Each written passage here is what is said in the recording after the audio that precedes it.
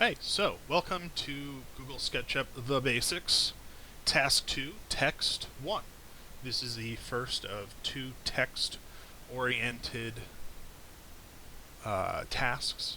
The second one comes very late in this module because it's going to require you to pull upon the knowledge that you have learned throughout. You're going to be asked to draw your name or render your name in 3 dimensions using the text tool. With that, once you do that, you'll be asked to do a screen capture of it and put it into your personal task sheet. So let's get started. So come down here to the square or whichever is displayed, select 3D text. You'll be prompted. So my name is Mr. Carpack. I want that to be 2 foot tall. And I want it to be, so if you were to think about when you write on a page like this is 2-dimensional text. It has length and it has width. So when we create 3-dimensional text, think about how, like, the sign at your local grocery store looks. That text is raised. It could be a foot wide, it could be 3 inches wide, but those letters have 3 dimensions. They have a depth.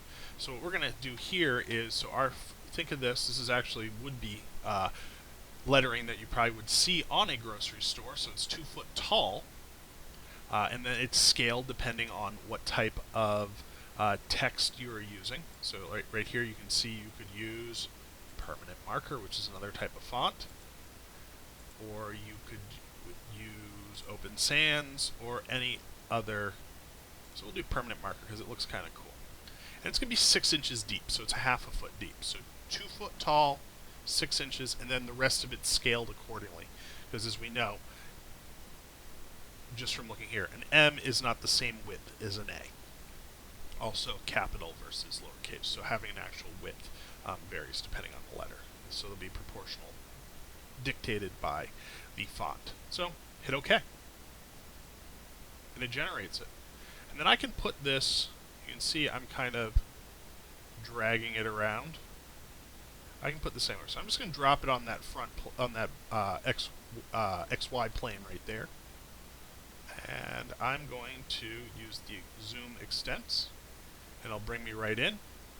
Then what I'm going to do is pan. I can look around it. I can zoom in or zoom out. So we're going to zoom out here a little bit, and I'm going to pan up, and there we are. So what you would now do is you would capture that, and you would put it in your task sheet. So that's it. This was task number 2, text.